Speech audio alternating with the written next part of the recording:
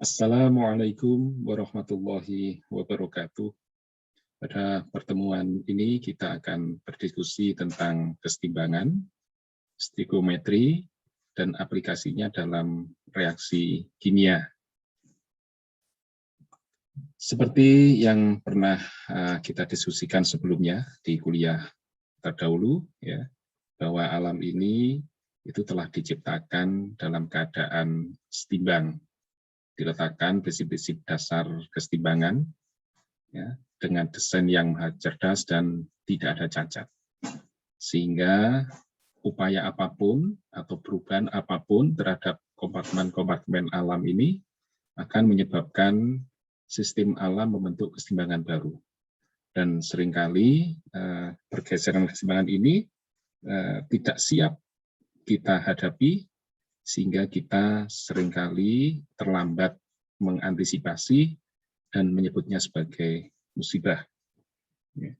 Jadi kalau kita membahas kembali tentang prinsip Le Chatelier, jadi secara umum adalah kalau satu sistem dalam keadaan setimbang, ya, kemudian ada upaya merubah kesetimbangan itu, baik misalkan dengan menambah konsentrasi, menambah atau merubah tekanan, menambahkan katalis dan sebagainya, maka sistem itu akan membentuk kesetimbangan baru.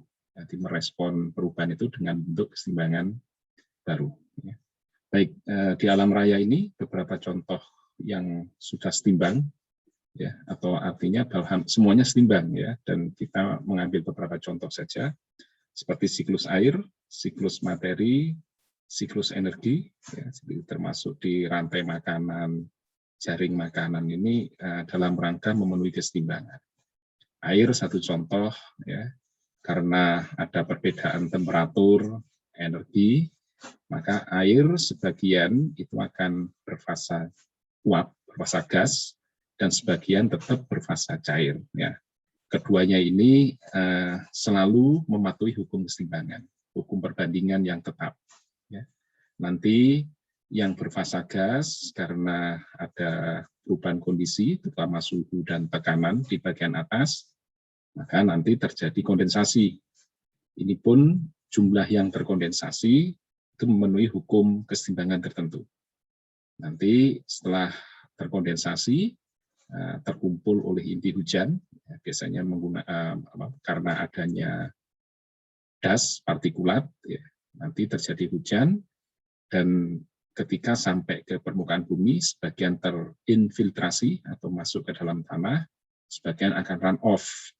Ini pun juga memenuhi kesetimbangan, tergantung pada kondisi yang ada di permukaan itu. Ya, kalau banyak penyerap seperti ada pohon, ya, ada golongannya humus, ya, termasuk semak dan sebagainya, maka nanti yang terinfiltrasi yang masuk ke dalam tanah menjadi banyak, sebagian akan run off, ya.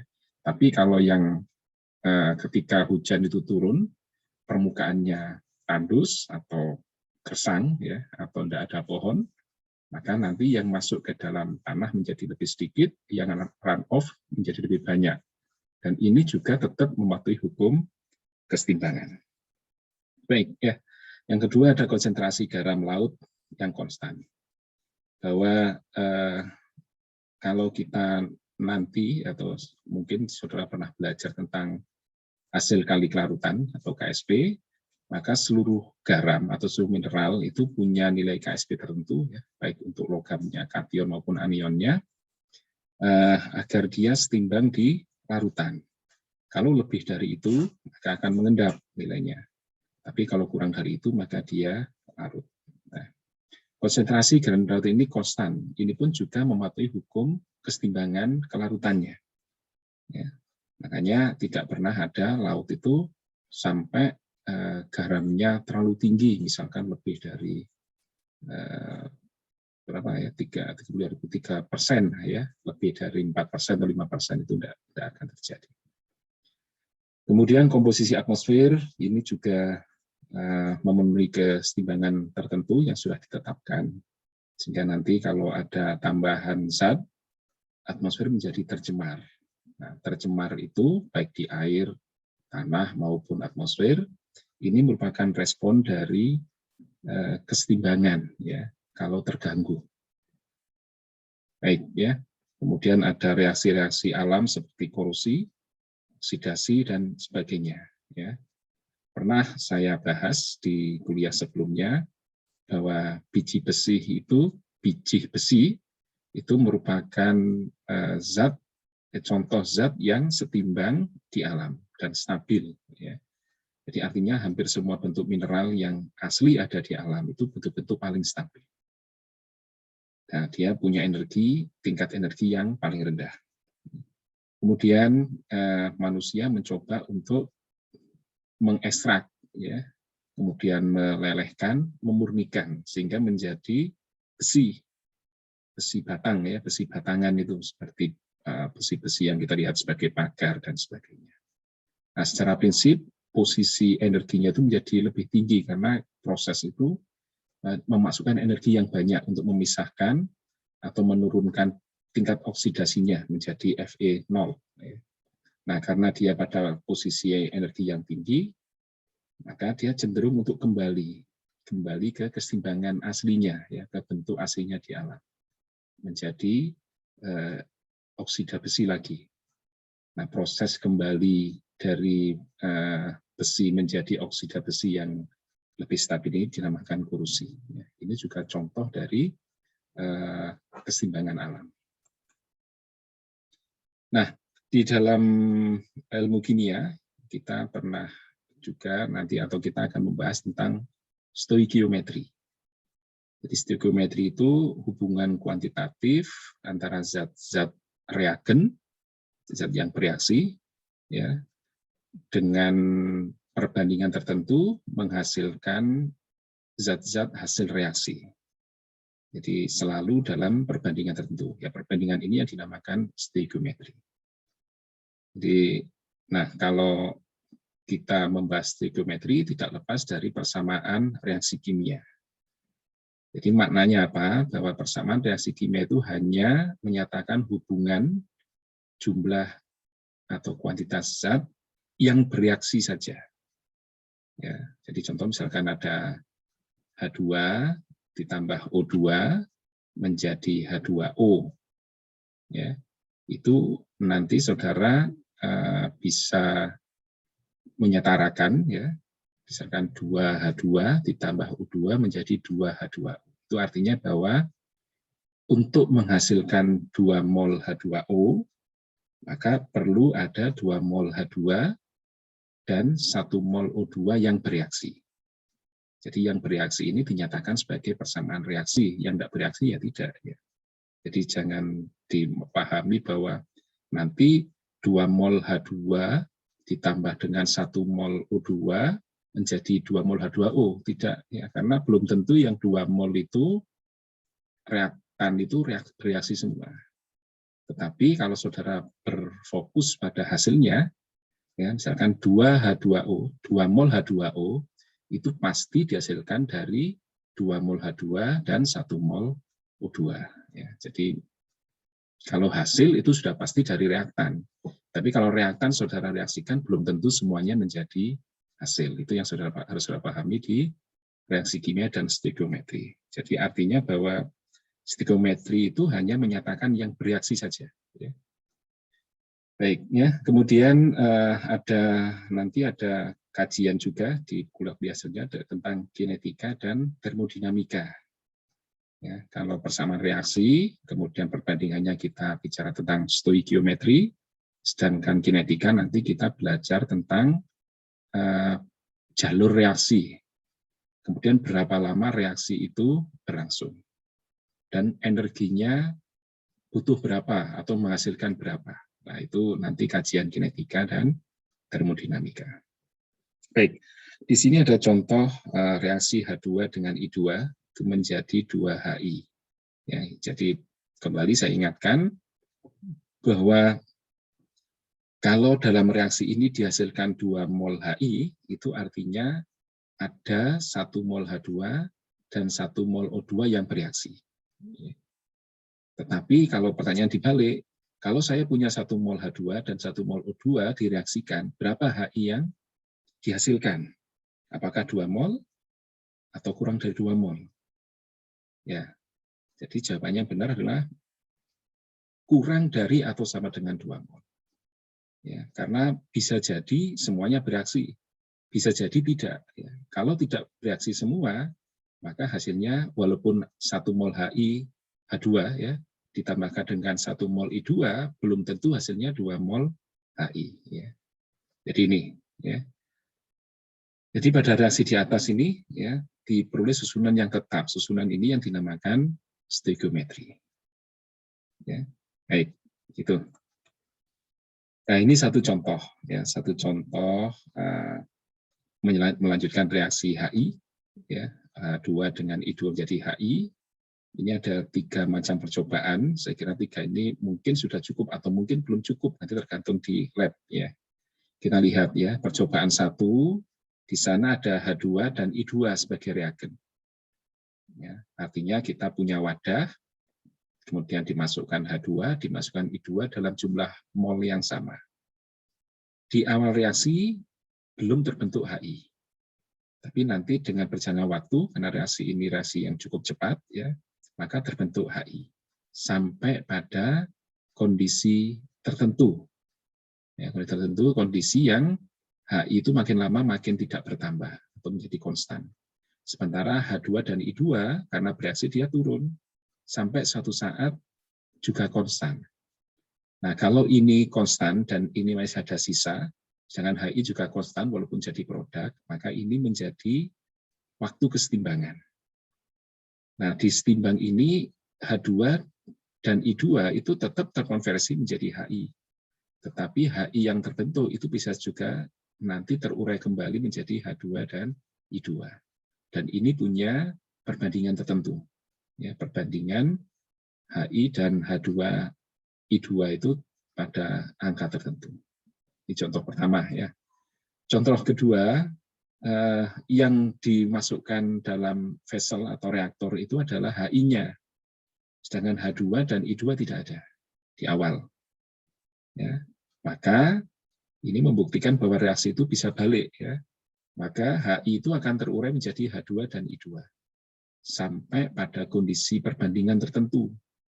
Perbandingan ya sehingga HI itu lebih tinggi dan H2I2 ada tapi lebih rendah dengan perbandingan yang tertentu tadi. Ya. Ini jadi sehingga ini menjadi konstan. Nah, waktu sudah konstan ini itu artinya juga sama. HI tetap terurai menjadi H2 dan I2, tapi H2I2 ada yang bereaksi kembali menjadi HI. Jadi ini dua-duanya menjadi tetap dalam perbandingannya. Kemudian contoh ketiga, ini ada ya, ketiga itu dalam satu vessel itu dimasukkan dua-duanya ada ya. HI-nya ada, kemudian H2 dan I2. Jadi di awal itu 3 zat ini sudah dicampur. Nah, ternyata juga tetap akhirnya dia akan bergeser, bereaksi, sebagian H2 itu menurun ya karena terkonversi menjadi HI. Dan HI terus bertambah sampai pada angka perbandingan tertentu. Ya. Nah, tertentu ini atau sampai mencapai keseimbangan. Jadi sama, ini tetap reaksinya tetap terjadi. Nah, ternyata dari ketiga percobaan ini, perbandingan HI dengan H2 dan I2 itu selalu sama. Ya, karena selalu sama, maka inilah yang dinamakan dengan ketetapan kesetimbangan atau nilai Kc ya dalam reaksi stoikiometri biasa itu ya, bahwa Kc itu konsentrasi produk dibagi dengan konsentrasi reaktan. Nah, pada percobaan ini yang suhunya 445 itu ternyata Kc-nya tiga-tiganya diperoleh angka 50,2. Ya, jadi HI kuadrat dibagi I2 dan H2 itu angkanya 50,2. Ini yang dinamakan dengan tetapan kesetimbangan dengan indeks C itu berbasis pada konsentrasi mol per liter ya. Itu tadi yang secara prinsip disebut sebagai kesetimbangan dinamik. Ya. Jadi kalau kita bahas ya di sana berdasarkan grafik kita lihat bahwa grafik itu berubah sangat tajam ya dengan slope yang sangat besar itu ketika di awal. Itu artinya bahwa reaksi itu selalu paling cepat itu terjadi di awal ketika belum mencapai atau jauh dari kesetimbangan. Nanti dengan berjalannya waktu makin lama, perubahan itu makin melandai, ya, sampai suatu saat menjadi datar ketika terjadi kesetimbangan. Artinya bahwa reaksi itu secara makro akan berjalan cepat, kemudian makin lama makin melambat, sampai terjadi kesetimbangan. Ya. Nah, kesetimbangan terjadi itu selalu punya perbandingan tertentu. Ini yang dinamakan kesetimbangan dinamik. Dinamik itu artinya secara makro kelihatannya berhenti. Tapi secara mikro ini selalu terjadi reaksi ya, penguraian maupun pembentukan. Tapi dengan laju yang sama atau lajunya konstan. Baik, ya. Jadi itu saya kira tentang kesetimbangan dinamik. Nah, kalau kita melihat reaksi secara umum, misalkan ada A plus B, A mol A ditambah B mol B, ditambah C dan seterusnya di sana, sehingga menjadi G dan H dan seterusnya, maka rumus kesetimbangan itu selalu produk dibagi dengan reaktan. Jadi kalau di sini ya berarti G, pangkat H, pangkat koefisien stoichiometrinya, jadi ini harus diseimbangkan dulu, nah, baru nanti kesetimbangannya dipangkatkan dengan koefisien. Jadi G-nya ya pangkat G kecil, H pangkat H kecil, kemudian dibagi A pangkat A kecil, kali B pangkat B kecil. Dan nah itu sama dengan K, K itu tertentu ya. Dan K ini hanya bisa diperoleh kalau saudara mencoba dalam reaksi itu yang banyak. Berbagai konsentrasi, berbagai konsentrasi reagen ya, atau nanti mungkin kombinasi dengan produk ya. Tetapi pada kondisi yang sama, terutama temperatur atau tekanan yang sama. Ya. Baik, gitu. Kemudian ada hubungan tambahan, ya, ada hubungan tambahan dalam satu reaksi, terutama kalau reaksi-reaksi itu dimodifikasi. Ya. Ini satu contoh, misalkan ada 2 SO2 berfasa gas ditambah O2 berfasa gas menjadi 2 SO3. Ya. Ternyata dari hasil percobaan lab diperoleh Ka-nya sama dengan 0,13 ya, pada 1000 Kelvin. Pertanyaannya bagaimana kalau reaksi ini dibalik, SO3 menjadi SO2 dan O2. Ya. Atau bagaimana kalau reaksi ini ternyata dosisnya diperkecil, ya, membuat setengah dosis. Contoh SO2 ditambah setengah O2 menjadi SO2. Ya. Walaupun ini tuh yang ketiga ini biasanya kondisi hitungan saja. Dalam kenyataannya reaksi selalu atau stoichiometri selalu menggunakan bilangan integer positif ya, atau bilangan bulat positif, sehingga jarang menggunakan angka-angka tengah kecuali nanti dalam perhitungan ya. Gitu. Ya, sehingga bagaimana ya dalam definisi awal tadi bahwa nilai K itu selalu produk dibagi dengan reaktan. Maka nilai Kc yang A itu ya sudah langsung SO2 dibagi dengan reaktannya. Ya. Sementara yang B karena ini penguraian SO3, maka ya nanti produknya SO2 ditambah atau dikalikan O2 dibagi dengan reaktannya SO3. Ya, kalau secara matematik ya ini tinggal dibalik saja, nanti seper Ka, ya, seper Kc yang A. Nah, kemudian Kc yang B bagaimana? Ya sama ya. Jadi ya SO2 dibagi dengan SO2 SO2 ya dikalikan O3 kuadrat ya. Nanti silakan dihitung ya.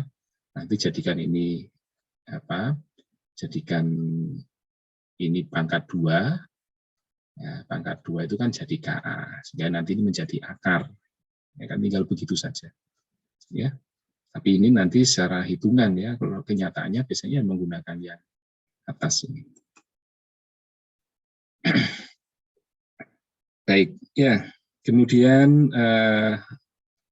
mungkin suatu saat saudara akan mendapati reaksi itu bersambung atau reaksi yang beberapa tahap. Ya, sehingga kita untuk mendapatkan angka reaksi terakhir atau reaksi overall itu harus menjumlahkan reaksi-reaksi sebelumnya. Ya. Contoh di sini ada N2 ditambah O2 menjadi 2NO. Ya, sementara nanti ada N2 ditambah setengah O2 menjadi N2O. Ya. Jadi ada reaksinya mungkin N2 itu mungkin langsung menjadi NO atau mungkin menjadi N2O. Pertanyaannya adalah bagaimana KC reaksi, ini KC-nya ada masing-masing reaksi, jika N2O ditambah dengan setengah O2 menjadi 2NO. Ya. Nah, ini kan reaksi gabungan. Nanti kalau saudara lihat ya bahwa N2 ditambah O2 menjadi 2NO, ya. Kemudian N2O itu menjadi N2 plus setengah O. Ini kalau saudara gabung reaksi ini, ya, ada setengah O di reaktan, ada O2 di reaktan, ada setengah O di produk. Nah, nanti cara menggabung ini adalah kalau unsurnya sama atau molekulnya sama, bisa saling menghilangkan. Ya, sehingga nanti O2 yang di reaktan itu boleh dikurangi dengan O2 yang ada di produk, di reaksi berikutnya. Sehingga kalau saudara total itu menjadi N2O ditambah setengah O2, ya, N2-nya hilang karena yang satunya juga di reaktan, satu di produk, ya, di reaktan dan produk, menjadi 2NO. O-nya juga dikurangi. Sehingga nilai KC itu nanti bisa dihitung. Ya. Bagaimana pedomannya? Saya kira tinggal dikalikan ya. Tetapan keseimbangan untuk reaksi bersih adalah hasil kali tetapan keseimbangan untuk reaksi-reaksi terpisah yang digabungkan. Jadi yang di atas itu ada apa N2O nilai KC itu ya, KC untuk N2O dibagi dengan N2 kali O2 dikalikan dengan yang di bawahnya N2 kali O2 pangkat setengah dibagi NO2. Sehingga hasilnya kan bisa saling mencoret di sana ya. Jadi NO2 kuadrat sesuai reaksi yang ketiga dibagi NO2 N2O ya dikalikan O2 pangkat setengah. Sehingga nilai K bersihnya ya tinggal dikalikan karena yang suku atas itu punyanya KC reaksi pertama, yang suku kedua KC reaksi kedua. Ya, saya kira ini nanti silakan dipahami kembali, dibaca kembali. Kemudian ada kalanya nanti kita harus membaca keseimbangan itu dalam keseimbangan tekanan parsial, terutama untuk reaksi-reaksi yang berfasa gas. Ya, secara prinsip ketetapan reaksi atau keseimbangan reaksi itu bisa dinyatakan dalam konsentrasi, ya, atau dalam tekanan atau dalam basis tekanan. Ya, biasanya yang reaksi dalam fasa gas itu lebih sering dinyatakan berbasis tekanan karena gas itu lebih mudah diukur sebagai tekanan daripada sebagai konsentrasi mol per liternya. Ya. Tapi dengan konsentrasi pun boleh. Nah, ada hubungan antara Kp dengan konsentrasi. Itu nanti kita menggunakan hubungan tetapan gas ideal atau formula untuk gas ideal. Ya. Ini contoh misalkan ada SO2 bereaksi dengan O2 membentuk SO3. KC itu berarti ketetapan kesetimbangan berbasis konsentrasi C ya, sebesar 2,8 kali 10⁻²⁴ pada 1000 Kelvin. Ya, dari sana kita bisa menurunkan ya bahwa nilai Kc itu sama dengan konsentrasi produk dibagi dengan konsentrasi reaktan ya dengan pangkat masing-masing koefisien dalam stoikiometri. Kemudian konsentrasi itu pertama boleh kita atau karena memang yang ditanyakan adalah tetapan dalam basis tekanan parsial, maka kita harus merubah konsentrasi itu menjadi basis tekanan. Ya. Jadi kalau kita ingat lagi hukum gas ideal, PV sama dengan nRT, maka nanti N per V itu sama dengan P per RT. Nah, N per V itu, N itu kan mol, V itu volume, kalau dia liter, maka menjadi mol per liter. Nah, mol per liter itu dalam bahasa kimia adalah molaritas, konsentrasi. Ya. Sehingga konsentrasi atau C tadi itu bisa dinyatakan dalam P per RT. Nah, P itu ada P parsial masing-masing gas. Jadi contoh kalau SO3 itu maka konsentrasi SO3 itu sama dengan atau N per V SO3 sama dengan tekanan parsial SO3 dibagi dengan RT. R itu tetapan gas, T temperatur ketika ini diukur ya. Sehingga SO3 konsentrasi SO3 sama dengan P SO3 per RT. Nah, demikian juga dengan SO2. SO2 berarti tekanan SO2, parsial SO2 dibagi RT. Konsentrasi O2 sama dengan tekanan parsial O2 dibagi dengan RT. Sehingga kalau Kc itu tadi sama dengan SO3 berbasis konsentrasi ya, pangkat 2 dibagi SO2 dan O2 ini, maka kita bisa merubah Kp itu dalam basis tekanan parsial. Ya, sehingga nilai Kp itu sama dengan PSO2 per RT, karena reaksinya pangkat 2, ya tetap reaksinya koefisien 2, maka dia tetap pangkat 2. Dibagi PSO2 per RT, dibagi PO2 per RT, ya, sehingga karena ini RT-nya kuadrat di atas, yang di bawah ini ada RT RT pangkat 2 dan RT ya per ya, sehingga ini saling menghilangkan, mencoret, sisa 1. Karena ini per dibagi maka dia naik ya. Maka menjadi PSO2 per SO3 ya, PSO2 kuadrat kali PO3 tekanan parsial masing-masing kali RT. Jadi ini ya. Jadi dari sini nampak bahwa sebenarnya Kc dan Kp itu punya hubungan ya. Jadi Kc dan Kp itu punya hubungan yang bisa diturunkan nanti. Ya. Sehingga Kc itu sama dengan Kp kali RT. Ya, karena sebenarnya PRT kuadrat itu sama dengan konsentrasi. Ya. Nah, sedangkan Kp itu tekanan parsial, ya, berbasis tekanan parsial.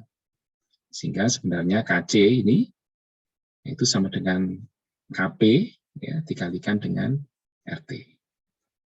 Ya, atau Kc sama dengan Kp, atau Kp sama dengan Kc per RT, dan seterusnya di sana. Ya, gitu. Baik, ya, kalau reaksi itu nanti menjadi reaksi umum, kita lihat bahwa misalkan ada A plus B menjadi G plus H dan seterusnya, mengikuti penurunan yang tadi, maka Kp itu sama dengan Kc kali RT pangkat delta N. Nah, delta N ini merupakan selisih koefisien molar ya yang diperoleh dalam stoikiometri. Jadi kalau untuk reaksi yang delta N-nya besar, ya lebih besar, ya lebih besar delta N itu yang reaksi dikurangi hasil reaksi dikurangi bereaksi. Jadi yang hasil dikurangi reagennya, koefisiennya. Kalau ternyata yang hasil lebih besar, itu artinya reaksi penguraian. Ya. Kalau yang hasil itu lebih kecil, jumlah N-nya itu berarti reaksi penggabungan. Ya. Jadi ini, ya. Jadi kalau lebih besar, itu berarti nanti delta N-nya, kalau yang tadi kan karena menggabung, maka deltanya lebih kecil, ya, -1. Tapi kalau reaksinya suatu saat penguraian, maka delta N bisa lebih dari 0, ya, mungkin +1 atau +2 dan sebagainya. Sehingga kalau -1 karena itu berbasis pada delta N, ya KC per RT. Tapi kalau delta N-nya positif, nanti ya KP sebenarnya KC kali RT. Ya, gitu. Nanti silakan pelan-pelan dipahami. Kemudian ada istilah quotient. Ya. Quotient itu kondisi perbandingan sebelum terjadi kesetimbangan atau reaksi awal, itu quotient, ya, atau kondisi sesaat ketika reaksi itu dicuplik atau disampling. Ya, ini ada contoh, misalkan H2 plus I2 menjadi 2HI. Kj-nya sama dengan 50,2. Ya. Nah, di awal, ya, misalkan reaksinya itu H2 dengan I2, di awal belum ada HI. Ya, ini maka reaksinya, ya, maka Q itu quotient, kondisi perbandingan sesuai reagen saat itu, ya, maka HI-nya karena belum ada ya 0, kemudian H2-nya 1,8, I2-nya juga 1,8, sehingga pangkat 2 di sana. Nah, 0 dibagi angka itu kan 0. Itu artinya bahwa quotient, artinya kondisi saat itu, kondisi reaction, itu perbandingannya kurang dari kesetimbangan Kc. Nah, kalau quotient-nya kurang dari Kc, maka reaksi berjalan ke kanan. Artinya reaksi berjalan menuju produk. Kemudian yang kedua, ya, kalau misalkan reagennya ternyata yang diisikan dulu HI, seperti tadi contoh di tabel di grafik tadi, kondisi kedua, ya, HI ditambahkan sementara H2 dan I2-nya 0. Ya. Maka kalau mengikuti reaksi stoichiometri yang di atas, H2 plus I2 menjadi 2HI, maka I2-nya 1,8 pangkat 2. H2 dan I2-nya 0. Ya. Maka kalau ini angka dibagi 0 itu tak hingga. Ya. Nah, tak hingga itu lebih besar dari angka yang terhingga, kan begitu. Maka quotient-nya menjadi lebih besar dari Kc. Kalau begitu, maka reaksi berbalik ke kiri. Ya. Nah, kalau kondisinya seimbang bagaimana? Kondisi seimbang misalkan dalam satu reaktor ditambahkan H2, I2, HI dalam jumlah yang sama. Ya, tinggal dihitung saja, dimasukkan dalam persamaan. Ya, kalau di persamaan ternyata angkanya lebih besar dari Kc, berarti ya reaksinya akan ke kiri, kalau kurang dari Kc ke kanan. Ya, dalam reaksi ini kebetulan ini kurang dari Kc quotient-nya, maka reaksi tetap ke kanan. Nah, nanti sebenarnya ada satu lagi, ya. Pada kondisi tertentu nilai Q sama dengan Kc. Nah, itu yang dinamakan reaksi sudah mencapai kesetimbangan. Baik, ya. Itu nanti silakan juga dipahami lagi. Kemudian ada prinsip atau azas Le Chatelier. Ya, jadi secara prinsip jika suatu sistem dalam keadaan setimbang kemudian diganggu dari luar, maka sistem itu akan berusaha menghilangkan gangguan atau merespon gangguan, ya, sampai dicapai kesetimbangan baru. Makanya dalam istilah kita itu dinamakan reaksi. Reaksi itu adalah respon dari aksi. Jadi kita menambahkan reagen itu namanya memberikan aksi. Nah, sistem itu memberikan reaksi. Ya, nah, reaksi itu dalam rangka membentuk kesetimbangan baru. Makanya reaksi itu terus berjalan dan akan berhenti ketika sudah mencapai kesetimbangan, itu secara makronya.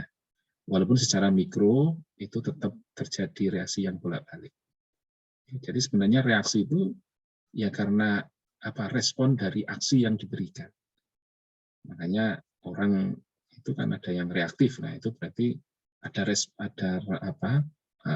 gangguan apapun dia selalu merespon. Itu namanya reaktif ya.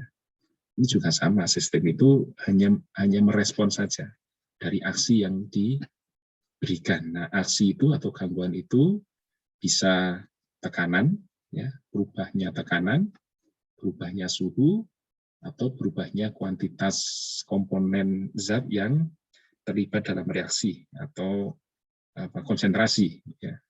Jadi artinya bahwa kalau kita merubah tekanannya, merubah suhunya, atau merubah komposisi, itu pasti akan terjadi reaksi, karena itu aksi-aksi yang dilakukan pada sistem. Merubah itu melakukan aksi, ya. Maka reaksi itu mesti akan terjadi. Nah, sampai kapan? Sampai terjadi kesetimbangan baru. Termasuk lingkungan juga begitu. Ya, kalau sudah setimbang, kemudian kita cemari, ditambahi zatnya, suhunya dirubah, ya. Misalkan sungai itu dingin, tiba-tiba dilepaskan pencemar yang panas, begitu. Ini pasti nanti ada reaksi dari alam atau dari sistem itu sampai terjadi kesetimbangan baru. Nah, kadang-kadang kita saja yang terlambat untuk mengantisipasi itu atau terlambat beradaptasi, sehingga seringkali kita itu menyatakan ini yang dinamakan musibah, ya, musibah, bencana. Ya, padahal sebenarnya ya, hanya reaksi saja dari aksi yang dilakukan oleh manusia. Baik, ya. Kemudian, ini satu contoh, ya. Satu contoh, ini ada kesetimbangan SO2 atau dengan O2 reagennya menjadi SO3. Ya. Jadi kalau kita punya satu wadah dengan volume tertentu, misalkan ini 10 liter, ya, dibiarkan sampai setimbang ya, dengan nilai Kc yang tadi yang sudah kita dapatkan itu, ternyata akhirnya diperoleh sekian komposisinya. Ini setimbang itu ya sampai kapanpun tidak berubah ini. Sepanjang kondisinya tidak dirubah. Ya. 0,68 mol SO3, ya, 0,16 mol O2, 0,32 mol SO3, ya. SO3 nanti SO2 yang di atas, ya. Nah, kalau sistem ini kita ganggu, ini sudah seimbang, ya. Dari sini saudara sudah bisa menghitung nilai Kc-nya. Tinggal mol ini dibagi volumenya semua. SO2 berarti ya berapa mol dibagi volume. SO3-nya, SO2 ini juga begitu. Mol dibagi volume. Volumenya akan sama 10 liter. Ya. Nah, kalau dalam sistem yang setimbang ini, kemudian kita tambahkan 1 mol SO3. Apa yang terjadi? Ya. Jadi ini sudah setimbang, SO2-nya sekian, SO3-nya sekian, tambah lagi 1 mol. Ya. Kalau ditambah 1 mol, maka quotient ini yang berlaku nanti. Selama quotient ya, itu lebih besar dari Kc, maka reaksinya balik ke kiri. Ya. Kalau quotient-nya lebih kecil dari Kc, reaksinya ke kanan. Kan itu saja sudah.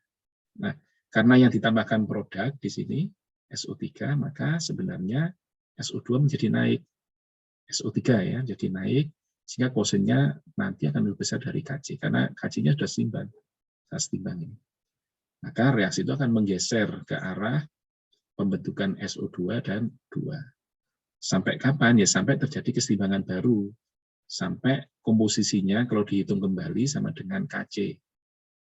Ya. Ini contoh ya. Nanti silakan dihitung sendiri benar apa enggak komposisi.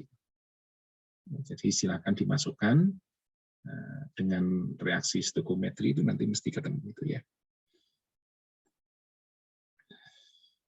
Atau ini ya. Jadi tadi itu karena penambahan konsentrasi ya. Atau mungkin sekarang terutama fasa gas begini awalnya dengan komposisi yang sama tadi SO3 yang di atas ya. Tadi itu saya tadi mungkin salah ya. Tinggal nanti dilihat kembali. Ada O2, ada SO2. Ya. Jadi ini kalau volumenya 10 liter kemudian ditekan sehingga volumenya menjadi 1 liter. Ini berarti ada tekanan yang berubah. Padahal tekanan itu menyebabkan volumenya berubah. Kalau volume berubah, konsentrasi juga menjadi berubah di sini. Yang tadinya 0,08 per 10 mol, sekarang jadi 0,68 per 1 liter ya, per 10 liter menjadi 1 liter. Sehingga terjadi perubahan komposisi. Harus dihitung kembali. Ya, kalau ini ditekan berubah, maka ini juga akan menggeser keseimbangannya sehingga membentuk keseimbangan baru. Ya, coba nanti dihitung ya, satunya dengan per 10 liter, konsentrasinya satunya dengan per 1 liter. Hasilnya nanti akan kelihatan. Nah, secara prinsip, kalau volume diperkecil, maka reaksi itu akan menuju ke penggabungan. Karena menggabung, itu SO2 ketemu O2 menggabung menjadi SO3, maka kalau tekanannya ditambah, yang menjadi lebih besar nanti yang reaksi penggabungan. Ya. Maka SO3-nya akan bertambah. Sedangkan yang dua yang lain reagennya akan berkurang karena sudah bergabung menjadi SO3 seperti ini. Tapi kalau tekanan dilepaskan atau dikecilkan sehingga volumenya lebih naik, kalau komposisinya tidak dirubah nanti maka ketika longgar itu akan terjadi reaksi penguraian. Sehingga nanti kalau tekanannya volume ini diturunkan atau dinaikkan lagi, ya ditarik begitu ke atas sehingga menjadi tekanannya lebih rendah, volumenya lebih tinggi, maka terjadi penguraian. SO3 akan pecah menjadi O2 dan SO2 kembali. Begitu ya. Kemudian ada pengaruh suhu. Nah, suhu itu akan berpengaruh pada reaksi yang membutuhkan panas. Jadi kalau suhunya dinaikkan, maka reaksi yang menyerap panas atau endotermis itu akan lebih cepat. Tapi untuk yang eksotermis, karena menghasilkan panas, kalau suhunya ditambahkan, maka dia akan terjadi reaksi balik. Ya. Jadi reaksi eksotermis itu akan lebih cepat kalau panasnya diambil atau suhunya diturunkan. Karena salah satu ciri eksotermis adalah produknya adalah panas. Nah, produk itu kalau tidak diambil, itu akan menghambat reaksi berikutnya. Ya, makanya dengan mengambil produk itu akan mempercepat reaksi selanjutnya. Termasuk ini, kalau reaksi itu menghasilkan panas, dan panasnya tidak diambil, atau bahkan malah ditambah, maka reaksi selanjutnya akan lebih lambat. Ya. Jadi tidak semua panas itu akan mempercepat reaksi. Ya. Jadi hanya akan mempercepat reaksi yang eksotermis. Nah, seperti yang saya sampaikan, kebanyakan reaksi alam itu adalah eksotermis atau reaksi spontan. Makanya sebagian besar reaksi itu akan lebih cepat kalau suhunya dinaikkan. Tapi untuk reaksi yang endotermis ini akan malah menjadi lambat. Jadi secara prinsip bahwa peningkatan suhu itu akan menyebabkan pergeseran ke arah reaksi endotermis. Gitu ya. Kemudian pengaruh suhu pada kesetimbangan. Ya, nanti nah ini tergantung percobaan ya. Kembali apakah dia eksotermis atau endotermis. Kalau eksotermis dinaikkan malah lambat, kalau eksotermis ya. Kalau endotermis itu dinaikkan dia akan malah lebih cepat. Ya. Dari data ini nanti kita bisa meregresi nilai Kp dengan nilai T ya, seperti ya. Itu nanti akan ketemu persamaannya. Log Kp dengan seperti ya. Jadi kira-kira seperti ini hubungannya. Ini menurut teorinya Arrhenius. Jadi log K itu adalah nilai konstanta tetapan kalikan seperti ketetapan. Nah, ketetapan yang awal itu berkaitan dengan entalpi dan berkaitan dengan tetapan gas. Ya. Jadi nilai log K itu secara umum menurut Arrhenius ini, itu teorinya Arrhenius, percobaannya Arrhenius, ya. Log K sama dengan entalpi dibagi dengan 2,303 R kali seperti. Nah, K-nya bisa menggunakan Kp di sana. Karena yang paling mudah diamati ketika suhu berubah itu adalah tetapan gas ya untuk parsial. Nah, kalau misalkan ada dua, nah ini kan sulit diamati sebenarnya. Yang bisa kita lakukan adalah membandingkan kalau reaksi itu pada suhu yang berbeda. Ya, maka kalau suhu salah satu suhunya kita rubah, nanti kita akan mendapatkan persamaan ini. Loka 1 pada T1 dan loka 2 pada T2. Sehingga nanti kalau loka 2 dibagi loka 1, itu nanti tinggal ini digabungkan. Ya. Jadi loka 2 dibagi loka 1 itu sama dengan min H ya, plus entalpi dibagi 2,33 R kali T2 min T1 dibagi T2 kali T1. Ya. Itu nanti. Baik ya. Nanti ini silakan dicek ya, apakah keadaannya begitu atau mungkin ada modifikasi lain ya. Nanti silakan ya dilihat gitu ya. Kemudian pengaruh katalis pada kesetimbangan.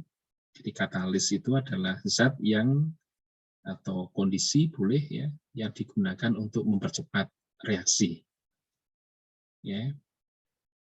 Atau mempercepat terjadinya kesetimbangan, ya, tetapi tidak merubah komposisi kesetimbangan. Jadi baik reaksi itu ada katalis atau tidak ada katalis, maka secara stoikiometri itu perbandingannya tetap. Akan tetapi dengan adanya katalis, itu reaksi bisa lebih cepat sampai terbentuk kesetimbangan. Ya. Atau kalau ada inhibitor ya menjadi lebih lambat. Ada dua ya. Katalis dan inhibitor ya, kalau katalis mempercepat, inhibitor memperlambat. Terus apakah katalis itu ikut dalam reaksi? Ya, semua katalis itu terlibat dalam reaksi. Ya. Nah, namun ya nanti di akhir reaksi diperoleh atau bisa didapatkan kembali katalis itu sebagaimana bentuk awalnya. Ya, jadi katalis itu harus dalam reaksi itu harus terlibat, ya. Kalau tidak sebagai media, dia sebagai zat antara, ya, atau sebagai kondisi, tapi terlibat dalam reaksi. Nanti di akhir reaksi katalis itu diperoleh kembali. Ya, satu contoh ada namanya biokatalis. Biokatalis itu enzim. Ya.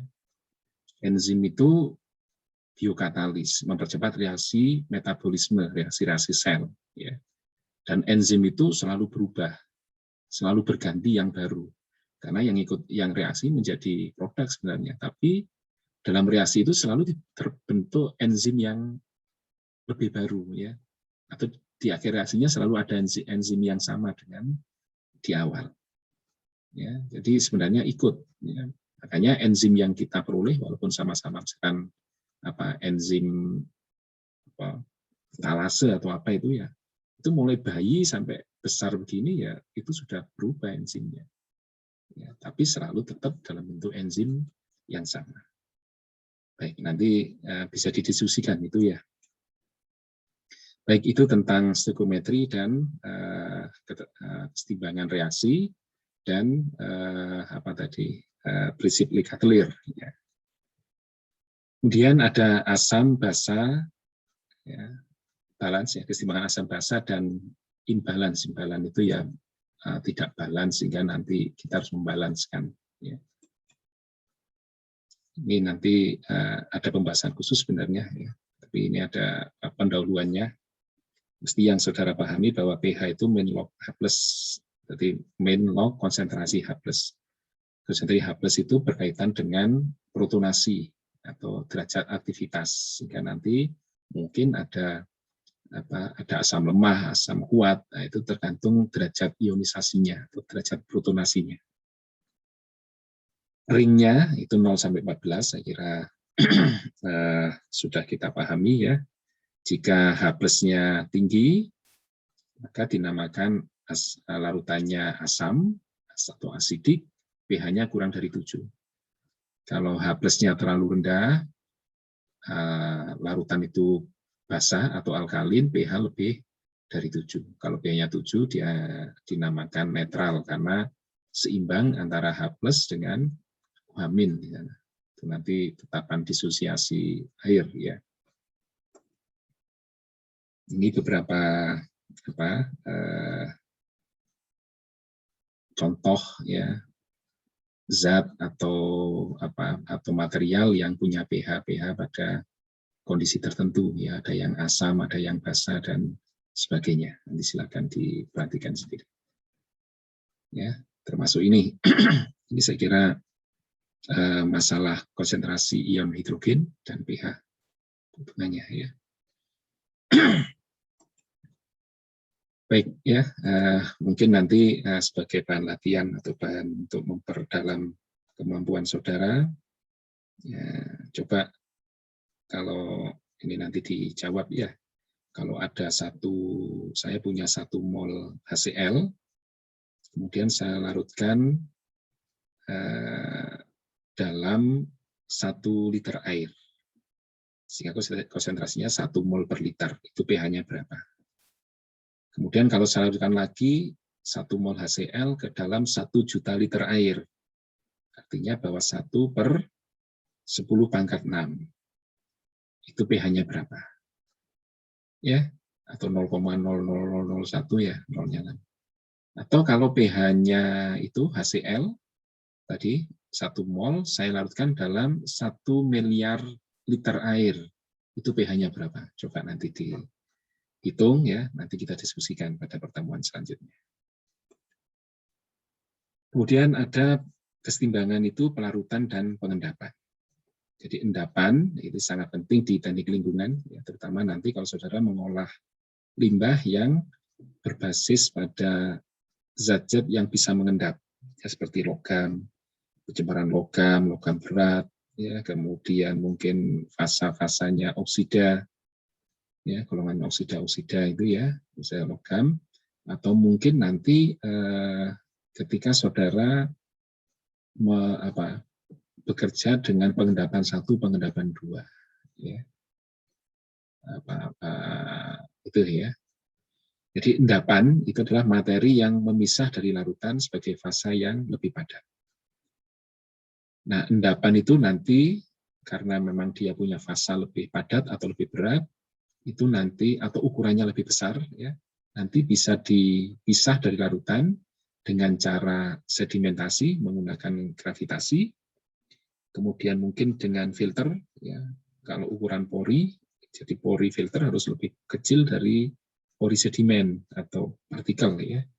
Atau mungkin dengan sentrifugasi, menggunakan gaya sentrifugal, atau dengan osmosis dan membran dan sebagainya, ya.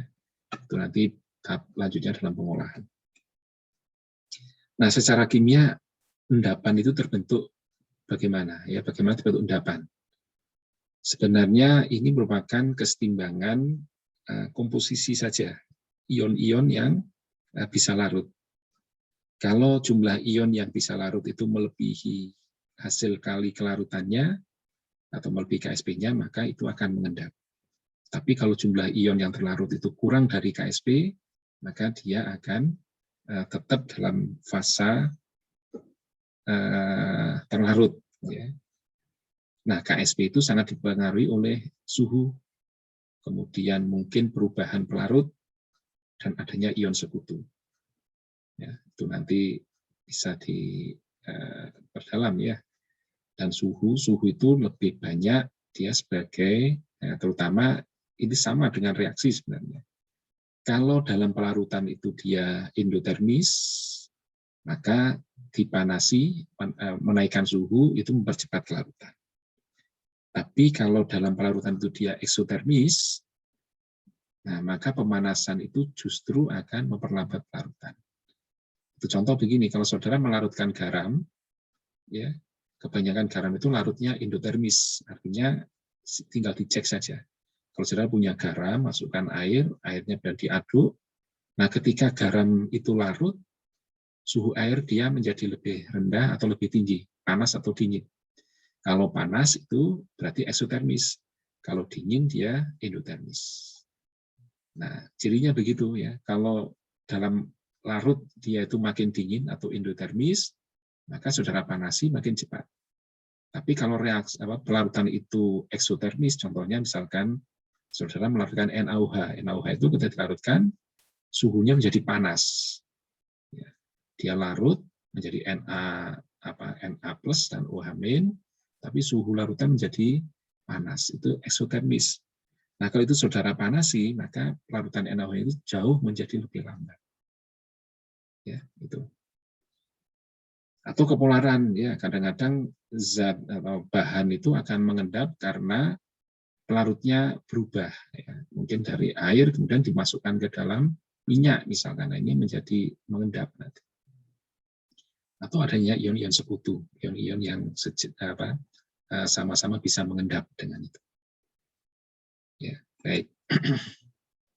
Ini beberapa contoh, ya, ada keseimbangan pelarutan, endapan, dan hasil kali kelarutan. Ya, nanti silakan dibaca ini di materi sudah saya sampaikan di classroom. Ya. Jadi contoh ada larutan perak kloida dibuat dengan melarutkan 0,0015 gram AgCl dalam volume total larutan 1 liter. Maka KSP ditentukan langkah berikut. Ya, yang pertama, molekul AgCl dapat ditentukan dengan larutan AgCl dalam air. Ya, jadi S itu kelarutannya 0,0015 gram per liter dibagi dengan 143,3 gram per mol. Mol itu berarti ini BM-nya AgCl. Ya. Kemudian dalam larutan terjadi disosiasi sehingga Ag menjadi Ag plus dan Cl-. Ya, sehingga nanti kita bisa menghitung Ag-nya berapa mol per liter, Cl-nya berapa mol per liter. Ya, karena banding sama, maka 1 mol AgCl itu akan menghasilkan 1 mol Ag plus dan 1 mol Cl-. Sehingga KSP atau K, ya itu sebenarnya belum KSP ya. Oh, ini karena sudah jenuh ya. Jenuh itu artinya bahwa itu kesetimbangan kelarutannya sudah maksimum atau sudah setimbang ya. Makanya kalau ini sudah tindakan jenuh, maka kita bisa menghitung sebagai KSP. Jadi KSP-nya adalah hasil kali ion-ionnya ya. Sehingga KSP sama dengan Ag kali Cl. Kita hitung menjadi sekian. Baik ya. Itu KSP saya kira. Kemudian ada pengendapan sulfida. Sulfida itu H2S menjadi H+, sama ya dengan cara yang tadi. Dalam kesetimbangannya nanti H+ kalikan HS dibagi H2S. Ya. Nah, ini disosiasi 1. Disosiasi kedua itu udah HS terurai kembali menjadi H+ dan S-, sehingga terjadi H2 sama dengan H+ kali S- ya menjadi HS. Nah, kalau ini karena seperti yang tadi kita bahas, kalau reaksi itu berlanjut, maka nilai K totalnya adalah hasil kali kedua nilai K. Ya, sehingga diperoleh bahwa nilai K total itu pengali antara K1 kalikan K2 sama dengan 1,09 kali 10 pangkat min 23. Ya. Nah, itu kalau dinyatakan dalam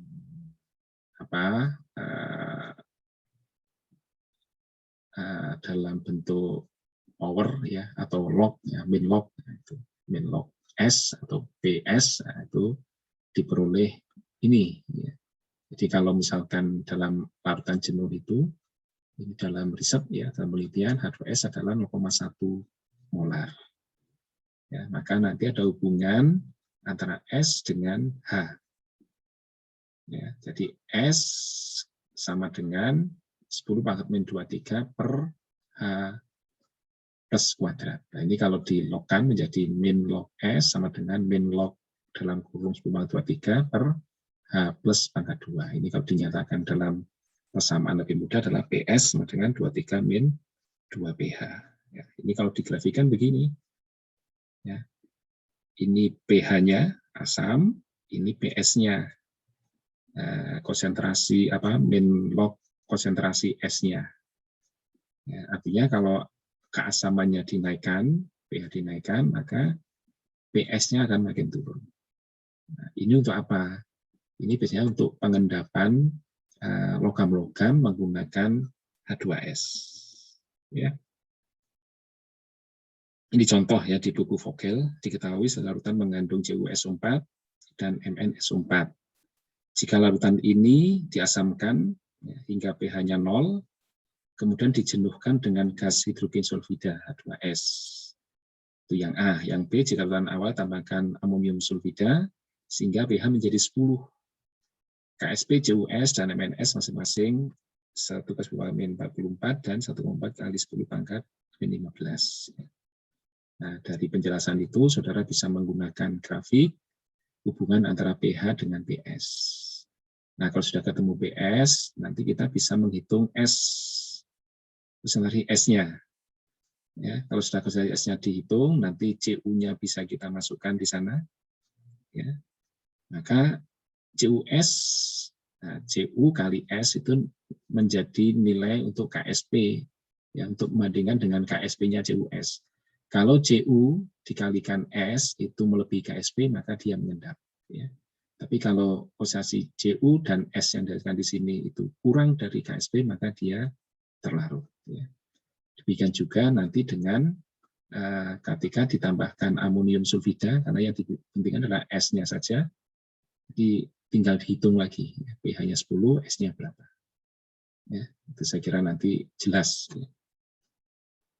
Kemudian ada pengendapan hidroksida. Ya, ini juga sama sebenarnya. Pengendapan hidroksida itu menggunakan KSP hidroksida. Logamnya boleh apa saja ya, Fe, Mn. Jadi secara prinsip bahwa kalau nilai hidroksida sebagai anion dengan logamnya sebagai kation itu melebihi KSP, maka dia mengendap. Tapi kalau kurang dari KSP, maka dia terlarut. Ya, ini sama. Nah, di contoh ini, kalau ada Fe, kemudian ditambah hidroksida, kita akan diminta menghitung kira-kira pH pengendapannya berapa sampai berapa. Ya, sama menggunakan ini. Jadi kita cari mulai dia hampir mengendap, atau pH ketika dia mengendap. Artinya OH dengan Fe itu sama dengan KSP-nya. Dikalikan. Ya. Jadi itu.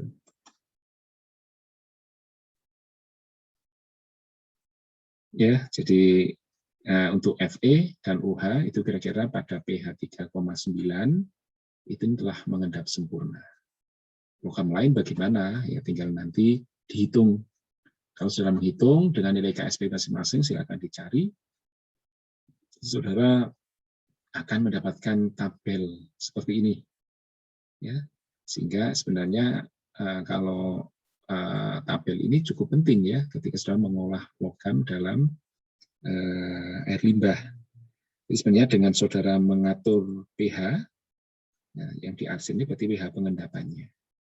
Artinya kalau saudara mengatur pH, ya kira-kira di atas 7, itu hampir semua logam itu sudah mengendap. Hampir ya. Apalagi kalau sudah 8, 9, 10. Nah ini semua logam itu sudah mengendap sebagai hidroksida. Ya, walaupun nanti ada beberapa logam itu ketika pH-nya tinggi dia kembali kembali melarut ya. Jadi itu ada bahasan khusus ya kenapa dia kembali melarut. Karena efek-efek ini kelebihan OH ya. Ada reaksi lanjutan. Baik ya. Kemudian ada pengendapan bertingkat. Ya, kadang-kadang kita juga memerlukan dalam untuk analisis ya, kalau untuk analisis. Contoh misalnya ada KSP AgCl dan KSP Ag2 kromat. Nah, masing-masing punya nilai yang berbeda. Nah, ini nanti misalkan ada Cl dan kromat ya, bersama-sama ada, kemudian kita tambahkan dengan Ag, maka nanti KSP yang paling kecil itu nanti yang lebih dulu dia mengendap. Baru nanti kalau yang kecil ini sudah habis, ya, kalau di sini kan ada 10 dan 12, itu berarti kromatnya lebih kecil, sehingga nanti kalau ada Ag, maka dia cenderung reaksi dengan kromat dulu membentuk Ag kromat. Baru nanti kalau sudah kromatnya habis, ya, jumlah Ag-nya dan Cl-nya mencapai yang KSP berikutnya, ini baru nanti mengendap yang kedua. Ya. Dalam keseimbangan ini, kalau itu kita bandingkan langsung nilai CL dan kromat dari nilai KSP itu, maka kita peroleh bahwa perbandingannya ini 1:10 pangkat berapa itu ya? 10⁻8. Ya. Jadi 10⁻1 = 10⁻8. Karena ini pangkat 2, di sini pangkat 12 ya. Itu ya. Jadi nanti ada beda 8 ya, 20 dengan 12. Jadi artinya CL dengan kromat itu nanti akan jauh lebih besar ini kecepatan untuk mengendap duluan. Ya. Baik, gitu. Jadi contoh di sini ya, jika larutan natrium klorida dititrasi dengan perak nitrat dengan adanya kalium dikromat, maka konsentrasi ion pada saat perak dikromat mulai mengendap adalah seperti yang tadi. Ya.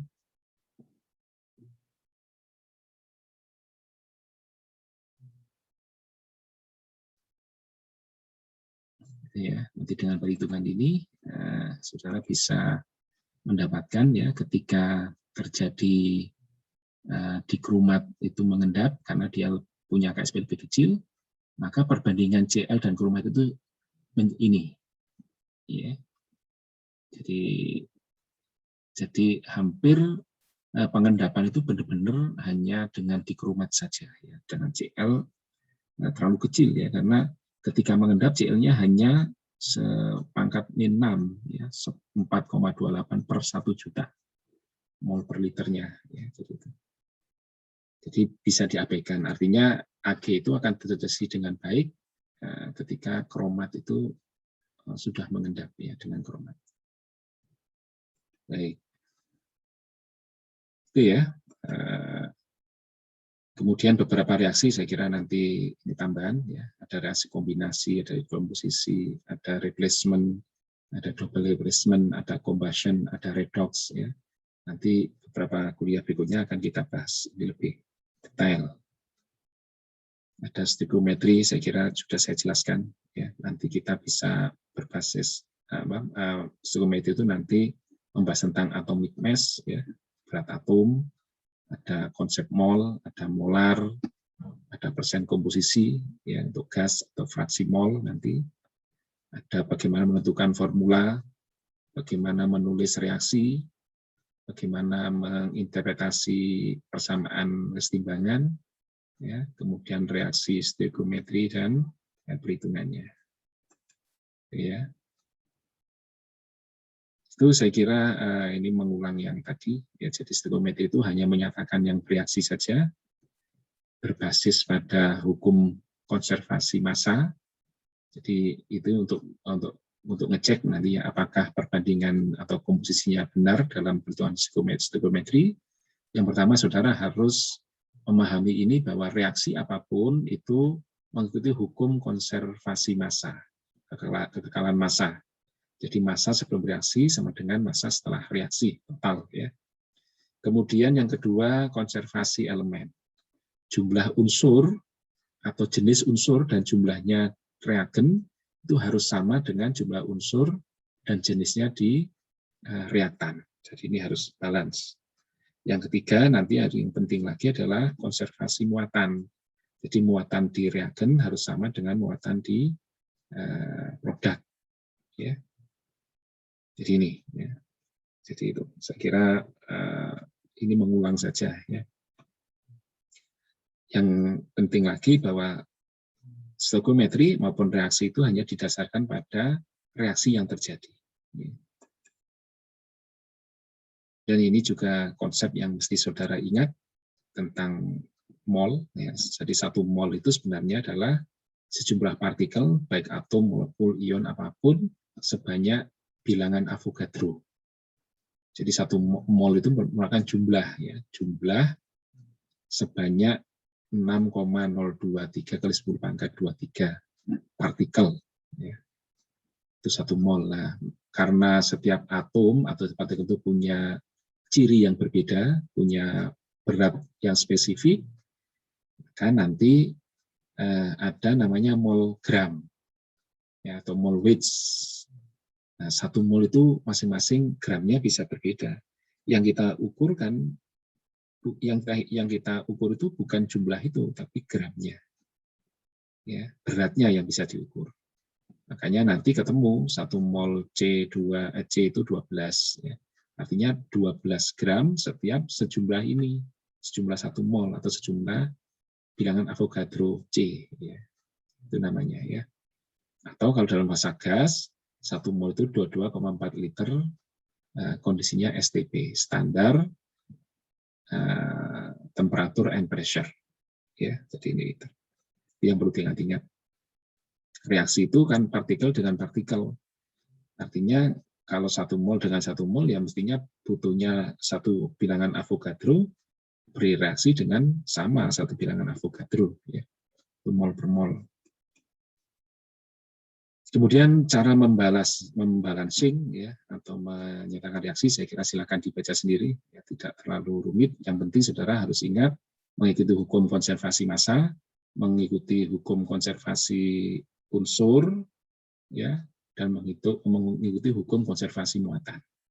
Jadi tidak boleh ada selisih ya di reagen dan di produk antara pada reaktannya, unsurnya, beratnya, dan muatannya harus sama.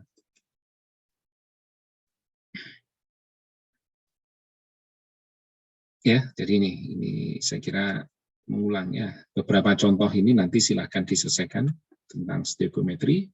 Ada exercise ya, stoichiometry calculation. Di sini ada jawabannya. Nah, nanti bagaimana mengerjakan ini silakan didiskusikan ya. Ada beberapa.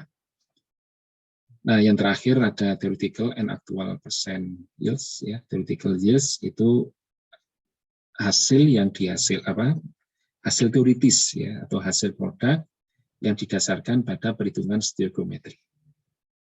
Kemudian ada actual yield ya. Actual yield itu adalah produk yang diperoleh real kenyataannya dalam eksperimen. Nah, sehingga nanti ada percent yield itu actual yield dibagi dengan theoretical yields ya. Nanti silakan. Oke, saya kira itu yang perlu saya sampaikan. Jadi referensi silakan dibaca, ada Ibanez, ada Sawyer, saya tambahkan ada 1 Vogel ya. Vogel itu mungkin nanti saya tambahkan. Kemudian di bagian terakhir ya, itu nanti ada beberapa latihan yang bisa saudara kerjakan ya untuk meneruskan kuliah ini. Terima kasih. Assalamualaikum warahmatullahi wabarakatuh. Jadi ini ada beberapa perhitungan, nanti silahkan dicoba. Itu terakhir ada soal latihan, dikumpulkan ya sebagai latihan pada kuliah minggu ini. Ya. Terima kasih. Assalamualaikum warahmatullahi wabarakatuh.